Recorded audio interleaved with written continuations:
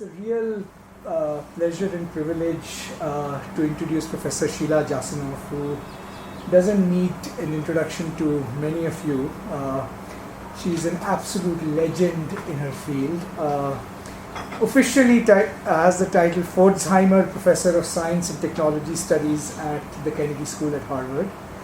And she's literally single-handedly created, sustained, and maintained the field of STS, as we were just discussing, at Harvard. She has published, I think, more articles than we can read in a lifetime. Her major books are Contracting Chemicals, The Fifth Branch, one of my favorites, Science at the Bar, and Designs on Nature. And when we talk of interdisciplinary work, you can't think of a better example than Professor Jasanoff, whose work literally touches on every field, science, technology, law, politics, with equal facility and distinction. I mean, it's truly humbling to encounter her work, and we just want to give up academia and leave after that with a game this high. She also founded the STS program at Cornell University, and I think it is a matter of some regret, I think, that she's not perhaps as widely followed in India as she should be. Her work speaks to some of our biggest challenges very profoundly and very deeply. And so we're really grateful that at short notice, I'm grateful to Rajshri for mediating and arranging this conversation. You agreed to visit CPR, and we are very much hoping that this is just the beginning of a conversation with Professor Jasanoff, just a kind of very preliminary engagement, and that institutionally at some point we can be of some help to you in trying to think of how to energize more science, technology, society conversation in India. So thanks very much. I also want to just profusely apologize for our lift not working. It had been repaired last week. There's an internal CPR story, but it's an old model. There's a part that has to be manufactured. We have put in an order for a new lift, but apparently there's some delay in getting it. So we deeply apologize for the inconvenience that caused. And there may be a different kind of technology in society there, story there. But Professor Jasanoff, welcome, and all yours. So first of all, can everybody hear me? Because if so, then I won't do the feedback loop. And can you hear me in the back of the room? All right. Pratap, thank you very much for that completely over-the-top and inaccurate introduction. If anything is worth building intellectually, you cannot do it single-handed. In fact, if there's an axiomatic lesson from science and technology studies, it is that knowledge is collective. If it's held only by one person, or if the capacity to generate knowledge belongs to only one person, then it doesn't succeed in becoming knowledge.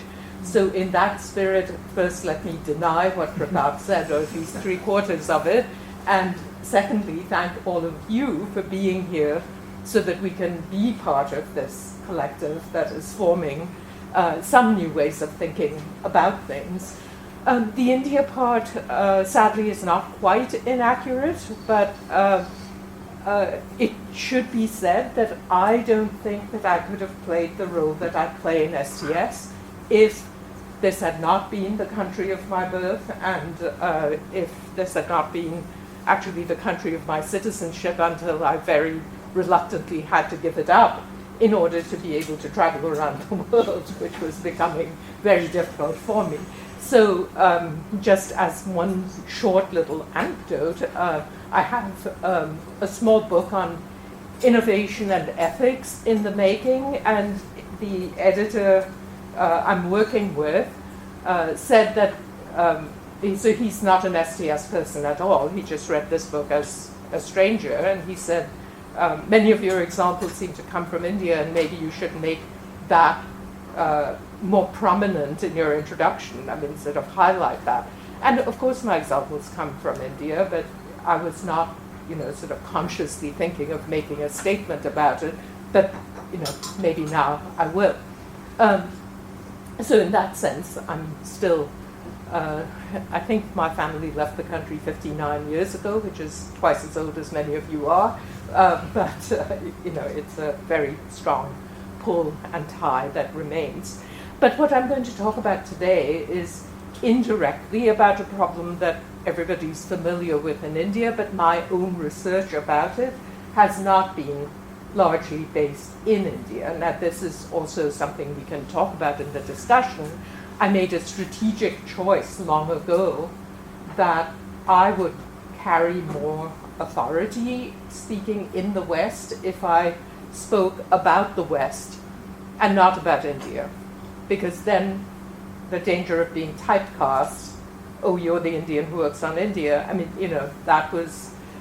convinced that that was a correct tactical choice, that, it has meant that the research that I do is, the comparative work I do tends to be between the US and Europe, and that's the basis on which I'll be talking today about GMOs. So let's go to the next slide, please.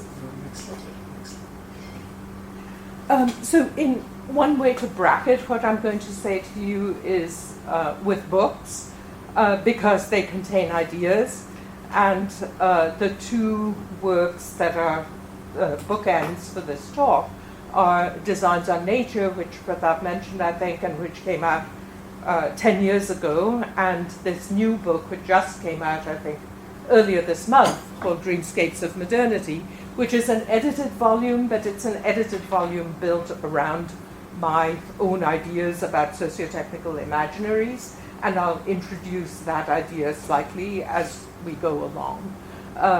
So the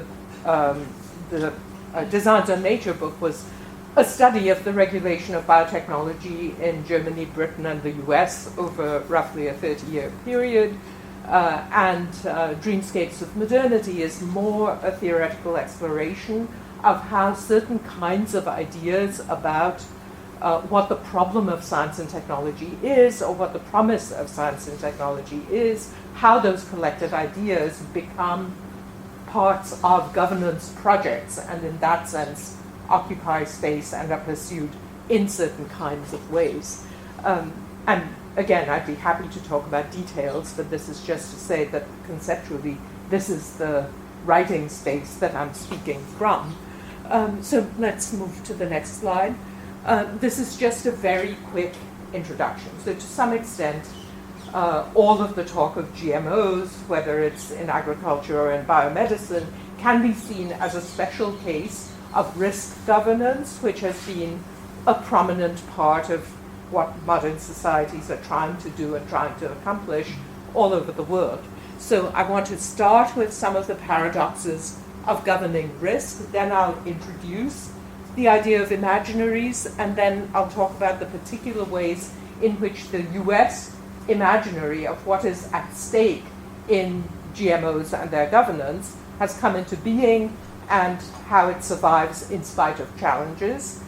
Then I'll describe a little bit about those challenges coming from various places, including my one major attempt at intervening in the world that I describe, and then finish with some possible directions forward. So the next thing.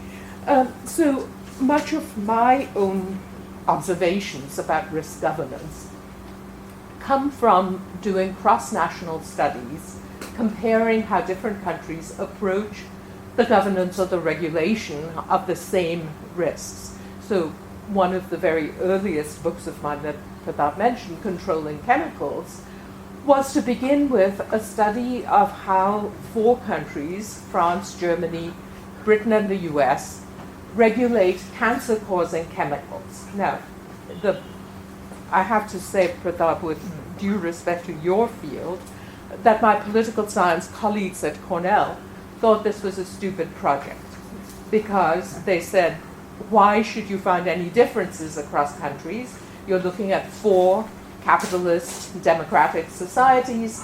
They're all roughly of equal socioeconomic standing. They all have major chemical industries. I mean, so basically anything that in a classical political science study would have constituted independent variables were not variable the way they looked to the political scientists. And so they said, this is not a very worthwhile project. Fortunately, the National Science Foundation did think it was a worthwhile project, and so they funded me in my early, hazy, soft money career. And so we went in and discovered a lot of stuff. The very first thing I discovered was in my very first field trip. I landed in London and went to the health and safety executive with my little bag of questions and protocol of semi-structured interviews and said, so what is your policy on regulating carcinogens? And they said, we do not recognize that as a regulatory category. So, this has a slightly destabilizing effect on methodology, and, you have to go somewhere else from there, and where that led me was into STS, and that's been the story of my life ever since. All right, so those comparative studies, first of all, did reveal that there were significant divergences across countries in the ways in which people regulate or come to terms with supposedly common risks. And, there's a level at which one has to understand this paradox. I mean, we do all believe that the biochemistry of cancer, as it happens inside a human body, is not infinitely plastic and variable. There is some variation, obviously. People are susceptible to different degrees, but it is not the case that benzene will be a carcinogen in the United States and not at all a carcinogen in India. I mean, that won't compute at that sort of level. And yet, it turned out that the ways in which people regulate, countries regulate these substances, displayed nevertheless significant variation. And one of the things we learned early was that the same science is not interpreted the same way across national regulatory structures. They were all using the same studies, same epidemiological observations, but they were interpreted in quite different ways.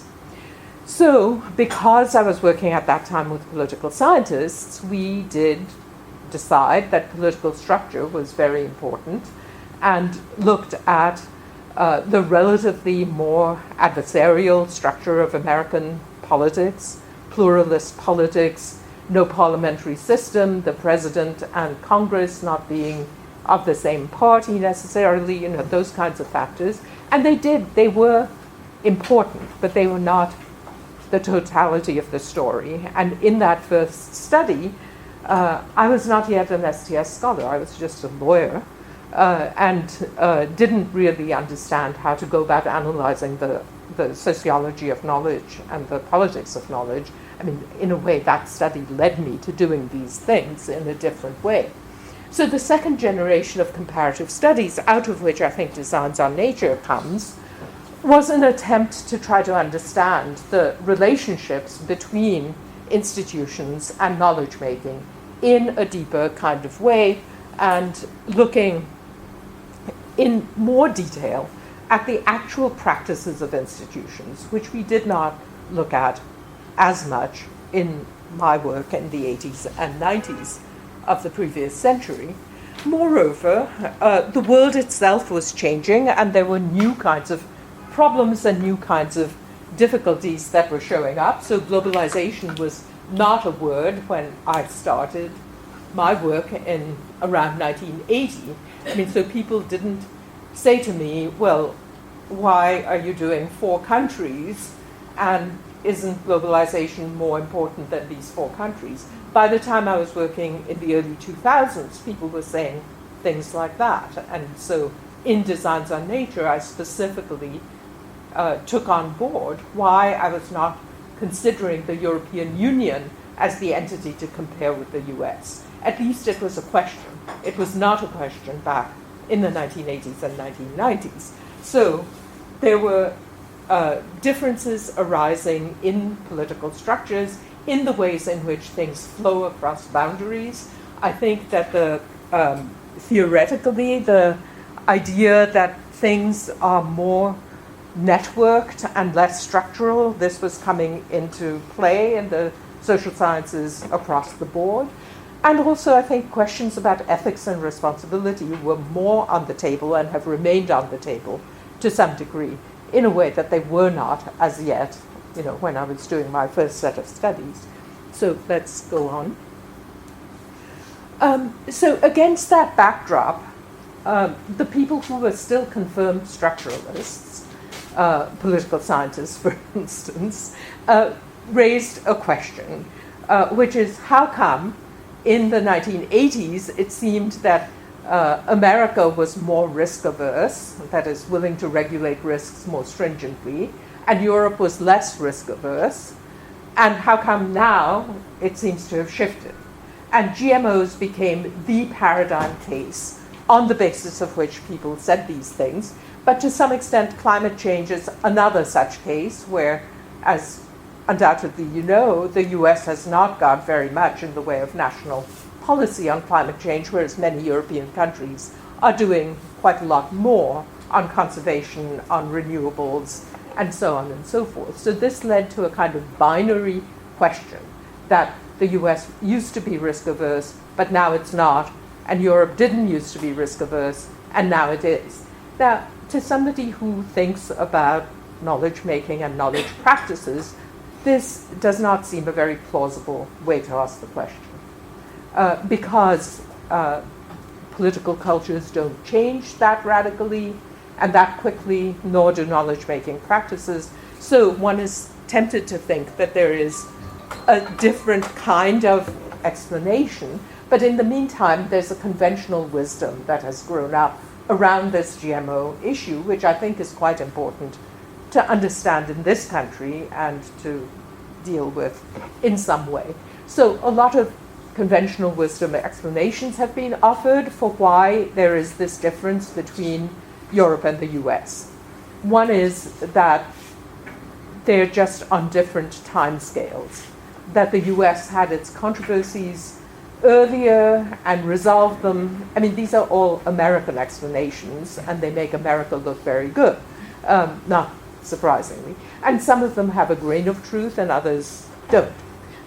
So Europeans are behind, not just in that their technology didn't develop as quickly, which is part of the thing, but also that they're democratically behind, because they never grappled with these issues at the time that we in the US were creating new procedures and new ways of dealing with these questions. Secondly, a very nice silver bullet example or explanation, it was mad cow, which happened in the 1980s, and then GMOs happened in the 1990s, so therefore the one thing was the cause of the other. Thirdly, that Europeans, because they're behind technologically, are doing this for protectionist reasons, because they want to develop their own indigenous technologies. Fourthly, it's because publics don't get it, because they're ignorant and don't understand the science, and therefore they're fearful. And fifthly, it's not just the public's ignorance, it's the media playing up the public ignorance, and so on.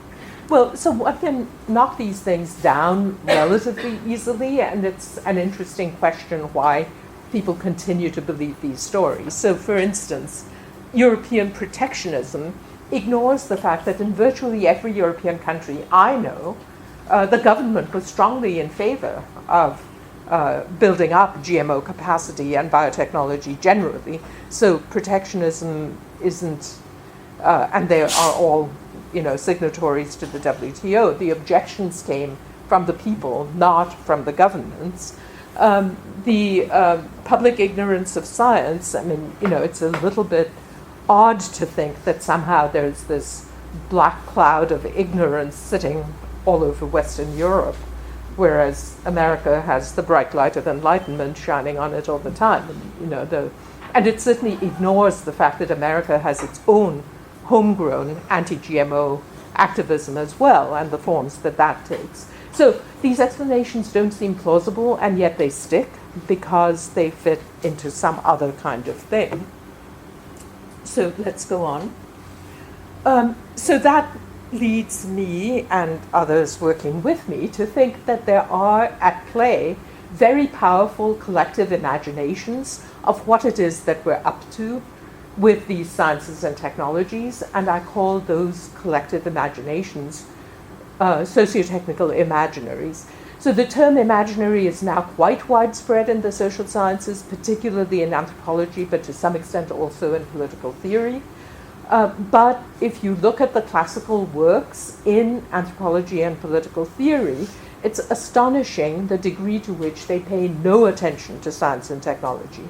You will read Charles Taylor and his book about modern social imaginaries end to end, and there's hardly any mention of science and technology, and yet everything that we do, imagine, want to accomplish in the world, wherever modernity exists, it's through science and technology. So how can we not take S&T on board? So if one takes the imaginaries framework, one gets to ask different questions, both empirically and theoretically. And so descriptively, one can ask, well, what does account for these differences if those other explanations are not particularly good? And if there are differences in public understanding, what is the basis for it? That some people are illiterate and others are not is really not borne out by any kind of data that you would want to look at. I mean, it is not the case that the American citizen, on average, understands science in a radically different way from the average European citizen. I mean, that just does not hold water as an explanation. There are also new questions that I think are much more normative and that have to do with the ethics of progress and innovation. What are we really after in the world, and to what extent is that the same thing across the entire world? And, it's worth investigating those. And this is why, in an article that was published, I think, in 2009, called Containing the Atom, I first, together with a South Korean colleague of mine, developed this idea of national sociotechnical imaginaries. These days, I do not insist on the national, though I do think the nation state is a powerful place for imaginaries. And that's what the Dreamscapes of Modernity book is about. It further elaborates on this idea at book length. But the definition we were working with at the time was collectively imagined. So it can't be one person's idea, it has to be collective, and communicated forms of social life. So there's some exchange across institutions and across people about what these imaginaries are, and that both embed and are embodied in. So anyone who's familiar with my theoretical work will recognize there the trope of co-production, that what we produce in the world of the is, I mean how the world is, science and technology, and what we produce in the normative world are built together. And so when I say both embed and are embodied, that's what I mean, in scientific or technological projects which are, among other things, national. So that's the sort of basic conceptual background. Let's go on. So you find that if you work with this imaginaries concept around science and technology and look through different technological sectors, you can see some commonalities in the ways in which nation states approach these issues. And for the United States, a very important idea has been the idea of containment. So it is one day after the 70th anniversary of Hiroshima, and an appropriate time to remember that this containment imaginary very closely is associated with the bomb and with the nuclear age. Because from the beginning, after America dropped the bomb, it became clear that for the nation to preserve a kind of status in the world, it had to project the idea that the bomb was not the United States. I mean, somehow the bomb was manageable. And this became even more important when Eisenhower gave his Atoms for Peace speech and the whole nuclear energy industry became developed. So how could you persuade people that this threat of annihilation can be managed? Well, containment. It can be kept in place, black box, put into places where runaway accidents and catastrophic damage will not happen. The hazards are physical and you can manage them. And therefore, policy shifted to how you can contain the warlike threat while delivering the peaceful atom. And there were controversies which were very much based on expert risk assessments and different kinds of institutional closure, which I don't need to talk about right now. But when we get to GMOs, very much the same sort of conceptual pattern repeats itself. And I'll go into a bit more detail about that. Again, the focus is on escape, on runaway, out of control things, and then, a set of procedures put in place. The bottom line, this term GM denialism, which I've developed, I'll be interested to see what you think of it. It's to suggest that, well, it's obviously a parallel to what people call climate denialism, which in the US, there's a large fraction of society that does not want to believe in anthropogenic human-caused climate change, or at least they say they don't, which is called climate denialism. But I will suggest that around GMOs, there has grown up a different kind of denialism. Many of the people who believe in climate change engage in GMO denialism, which is a kind of interesting phenomenon. So let's go on. So, of course, containment, that you can keep the danger in place and manage it, is a very heavily expert-driven project. You have to have expertise that is going to certify that you can indeed control those risks and you're acting on the basis of good evidence. And so it has to be objective, and the experts have to have ways of saying what is allowable and what is not allowable. And to this day, you see endless debates about low-level radiation, for instance. So there are ongoing controversies about, well, Fukushima, did it produce threats to health? Did it produce damage going, into the sea and so on and so forth? So, these are unresolved questions because there are continuing expert controversies about them. However, the discourses have evolved very radically in pretty much every professional field you can think of. So in the sciences, you have very sophisticated ways of assessing risk. In the law, you have kinds of law that are dealing with risk in various ways. Again, we don't have time to go into the details of this, but some of this I've written about. In economics, very importantly, cost-benefit analysis is such a discourse. And then the evolution of bioethics, a new kind of formal way, expert way of talking about norms and values, is also an emergence of this kind of regime. Let's go on. So I want to take you back to when the biotech, the GMO containment discourse was born. And it was at this meeting place that's on the left, where I've actually never been there, but people tell me it's incredibly beautiful. Obviously, in beautiful settings, you solve problems. But the way you solve problems is by making the problem solvable first, and then it becomes a solvable problem. So, you leave out the rough edges and you don't think about them. One very interesting factoid that not everybody of you may know is that when, in 1975, the molecular biology community met at Asilomar to discuss the regulation of GMOs, they said that field releases should not be permitted because there was as yet not enough basis to do risk assessments of field releases. So they were thinking about accidental escapes from the lab as the only kind of thing. And then 2 years later, without actually doing anything new, they suddenly decided that field releases were fine. And so it became one of the least studied, least public policy choices to move from banning field releases pretty much in 1975 to 1977 suddenly allowing them. And, well, I just wanted to say that this gives you so these are, Maxine Singer is a very famous molecular biologist to this day, and these are younger versions of some of the future Nobel laureates and future science thought leaders. It's quite interesting to me that these people are now on the front lines arguing for a moratorium about gene editing, which is in the domain of biomedical sciences, and somehow it's these same scientists, and they're saying what we have to do is have another Asilomar. So this Asilomar meeting really imprinted itself on the scientific community as this ultimate success.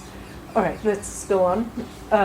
So you can say that Asilomar produced a settlement, a particular regulatory strategy, and it was containment. And they talked about the nuclear example as their way of thinking about it. So the containment would be physical and it would be biological. Physically, the lab would be secured so that things couldn't get out, and biologically, the organisms would die.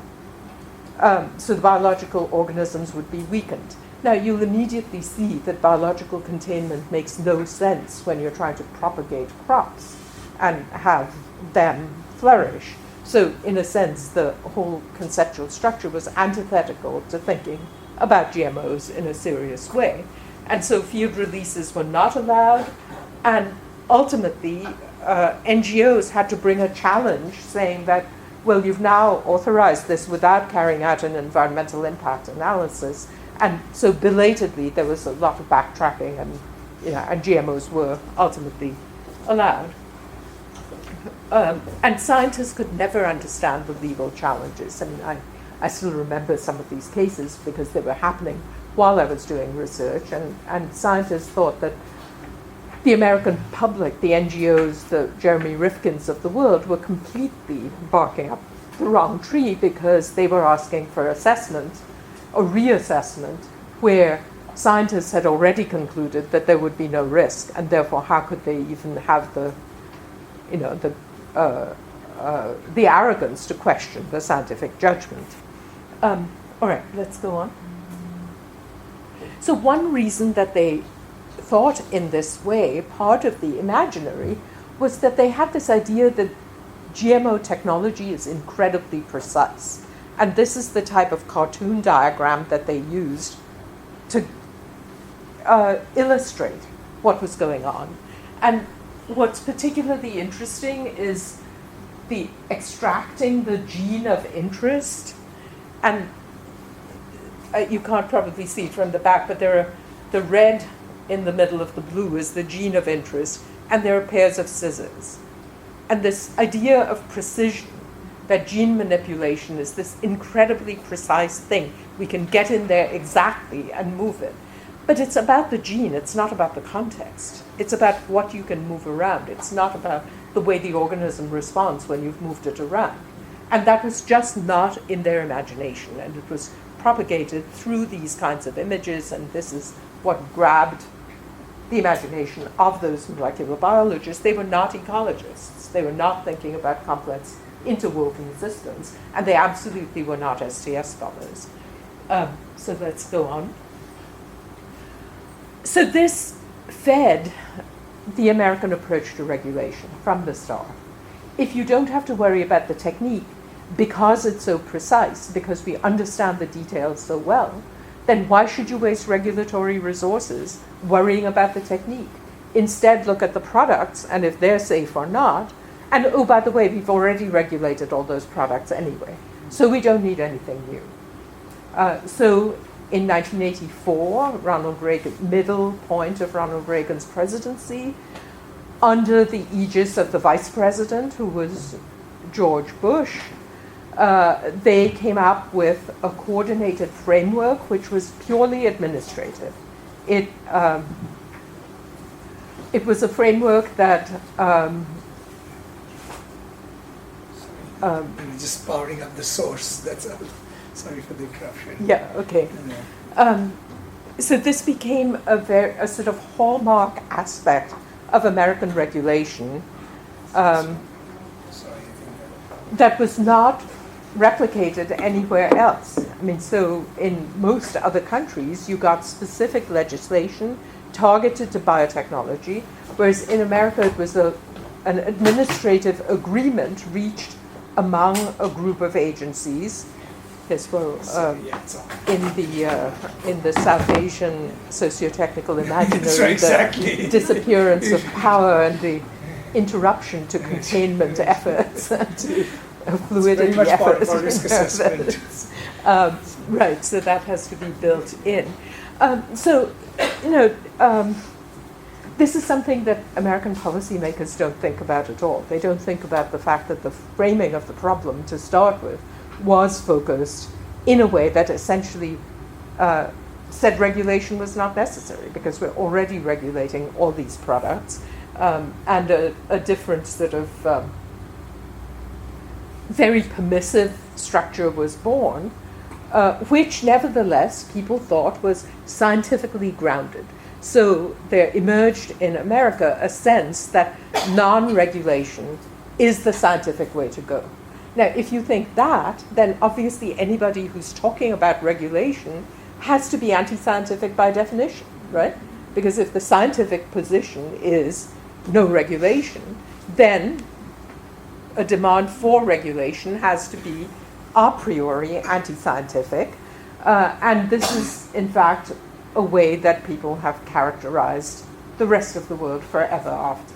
So, for instance, I have heard quite important policy officials from both the right and the left of the American spectrum all agree on this one thing, that opposition to GMOs in agriculture, any kind of opposition, must be ignorant, biased, lazy, foolish, whatever, because it is simply the case that there's no scientific basis for worrying about these kinds of issues at all. So the next thing I want to say is that, from the beginning, there was a disconnect between this imaginary of complete safety and other things that were going on in this world. So the very first attempt to release an agricultural biotechnology product concerned this thing called ice miners. And it was a virus that was a bacterium that was retooled so that it would be sprayed on strawberry plants in California and render them more robust against freezing so that the strawberry harvest would not be affected. The reception of that was such that the US since then has not tried to release any organisms as such, as opposed to genetically modified plants. So you could say that this was a huge failure in a sense because the degree of fear and opposition that the attempt to release an actual living organism aroused could not be got over. And there were images like this. This is, the EPA-approved guy applying the ice minus in the field, and he's wearing a moon suit, which is, of course, emblematic of containment in a way, but it's also otherworldly, and, so new era, new challenges for nation. And so the question how it was accommodated is quite interesting, and this is, April 25th, 1987, and I can tell you, if somebody tried to spray bacteria on the fields near them, to this day you would get the same sort of reaction. So there was clearly a sort of resistance already from the beginning. Let's go on. And then there have been many episodes that one could call episodes to learn from ever since. And I'll take you through learning from science, learning from technology, and learning from society, because each of those components have not behaved in exactly the way that the Asilomar scientists imagined. So as far as learning from science is concerned, they didn't really think about gene flow as a phenomenon. They didn't think about antibiotic resistance. They didn't think about resistant species. They didn't talk about, so these things in parentheses are references to studies, and I'll come back to them. So all of these kinds of things Monocultures, I mean, it was just not something that was discussed, and of course not the sort of macroeconomics of taking bioengineered products and cultivating them to the exclusion of other sorts of products. I mean, everybody now says biofuels was a big mistake. But just, 10 years ago or less, BP was paying the University of California more money than any private enterprise had paid, $500,000 to develop biofuels policy and science for BP. So, we're not talking about ancient history, and we're talking about very real, ongoing, current things, which suggest that the science has not behaved in the way that people imagined the science would behave. Move on. If science doesn't behave as predictable, one can almost bet that technology won't either. I mean, so when the power went off, it's not that the physics changed, but certainly the delivery system changed. And so, that there is friction between the knowledge, the basic law stuff, and the way that knowledge is incorporated into material things. And so people have made various kinds of objections. A very famous phrase now is unknown unknowns. But, so did those Asilomar scientists actually think about all the things that they were supposed to think about? And one of them that the British in particular harped on was that they went directly from lab to commercial production, and they didn't go through any other kind of scale-up. And when the British resistance to GMOs happened, the British regulatory authorities undertook farm-scale experiments, which had not been undertaken before, to say, okay, between the lab and huge swaths of the United States, there is something else. Let's do this at a scalar remove that actually tests for the complexity. There were managerial predictions that went wrong, and of course, what kinds of products are you making? That has turned out to be very much a choice of the industry leaders. I mean, so this is, of course, very relevant to current Indian discussions of the relationship between, say, Monsanto and farmer suicide. I mean, whatever you believe about this, the deeper point, I think, is that when Monsanto chose to develop products, they were already riding on Monsanto's existing forms of market dominance, which included a very successful pesticide, glyphosate, and so they were trying to develop other products that would make hybrid packages that would enable them to sell their things much more widely. So, those kinds of things were just not in the technological imagination when people first started developing these products. Let's go on. And then society. So the European opposition has, from the start, centered on the fact that the benefits of the products have not been proven for a European market.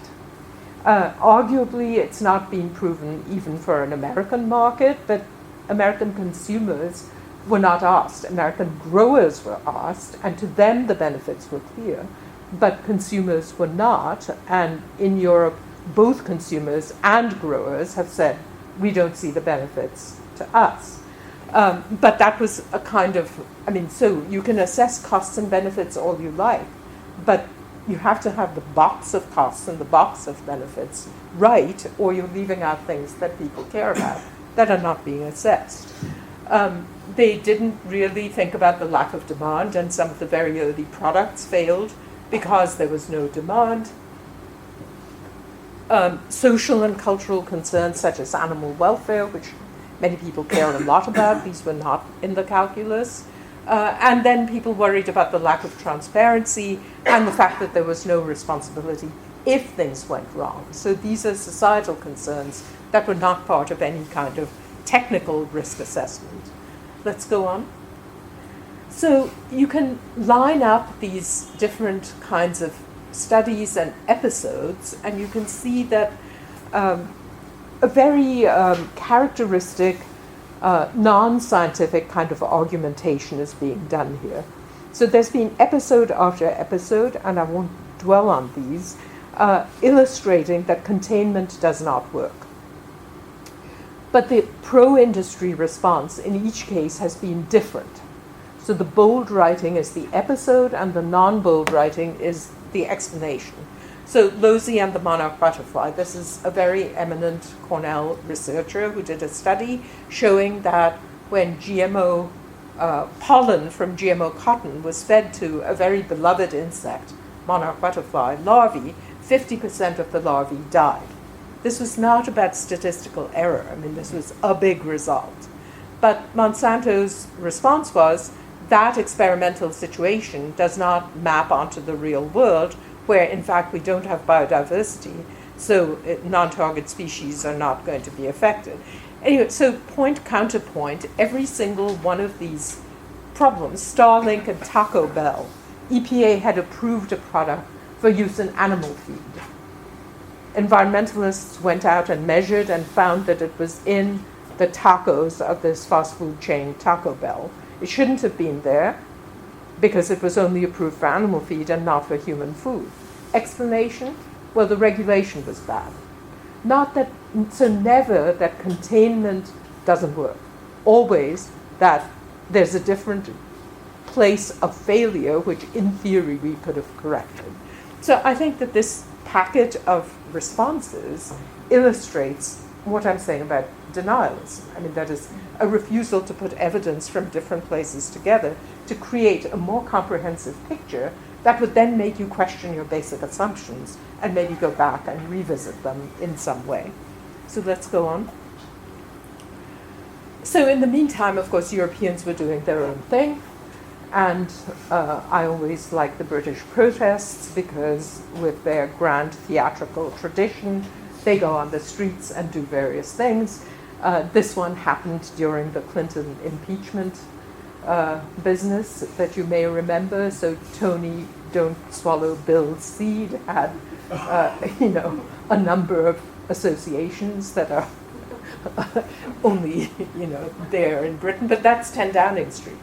So they were dropping the GMO corn on the street there, and there was never a demonstration of that sort. I mean, so in America, people were going to the courts.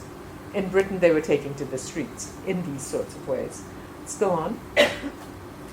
And this is Prince Charles's moment of glory. This is the time the Prince of Wales got the most good press of anything I have seen in his entire lifetime. He raised a bunch of questions about GMOs that got very wide coverage, and the first one is maybe the most dominant one. Do we need it? I mean, so that is a benefit question. And this was very evocative to people. And then safety came next, and then why, if it's the same technology, should we be using a different standard for medicines and for agriculture? So much lower for agriculture, so much higher for medicines. And there was a response by a noted, let's go on, a noted defender of GMOs who said that, it's not stringency, it's that drugs are tested on animals. And I really like this. That is not possible with food, so different ways have been devised. But if you really want to start trials in humans, 300 million Americans have been eating GM soya for several years now without any ill effects. So, this is, we couldn't do animal trials, so we used Americans instead. But one could ask whether the Americans had given informed consent, and I can tell you no, even though we are a country that is very, very, very hung up on informed consent for experimental subjects. But if you don't do comparative research, you never bring these kinds of quotations back home and ask the right questions. All right, so let's go on. So with all of that as background, I mean, this was also a failure of containment in that I got very annoyed at some point about this sort of constant harping on risk being a science and anti-science and so on and so forth. So I did an experiment back in around 2003 to see if I, as an academic social scientist, could have any voice in these sorts of settings with a world body, the WTO, which does not listen to individuals but only listens to governments. But I did discover that that's not strictly true. So in effect, I created my own little tiny law firm of myself and one associate who had broken away from Harvard Law School to work with me. I couldn't have done it alone. This is going back to the not doing it alone point. And then I teamed up with 3 other colleagues in Britain and the US, and we produced a brief. And the first thing was whether WTO would even accept it, because you have to get it in by one of the parties. You can't just go to the court, to WTO, and say, here's my brief. And we didn't go to the American government. We went to the European contingent, and they did agree to put it before the WTO. And, effect. I mean, was it effective? Well, probably not in any radical sense, but probably not completely ineffective either. And at least it allowed me to feel a little more secure that, yes, one could actually take ideas and stick them in the public domain. We also published it as an article, and that article is quite widely cited. So I think it has had some impact on WTO practice. And we made some recommendations. Let's go on. So we said that, first of all, this relevant scholarship is not only scholarship from the natural sciences, but also from the social sciences. So this was a plea for looking at the social sciences as well. We also said that the limitations of science have to be recognized, and that where science is weak, there is a stronger need for public deliberation. And so this key legal phrase in the WTO treaty language, undue delay. Well, what is undue delay? If you believe that the science is uncertain and you need to develop more of a public consensus, then maybe the delay in doing that is not undue, but actually due. That was the argument that we made. And then, we suggested, because we did have 2 lawyers working on this thing, that there was a standard of review that the WTO judges could use that would pay attention to our recommendations. In that respect, we capitulated. We used the discourse of law to talk to the WTO, even though we thought that the law in question was flawed, and so that was a sort of difficult boundary to walk. Let's go on. So this is, let's do it a little more slowly. Hold on a second.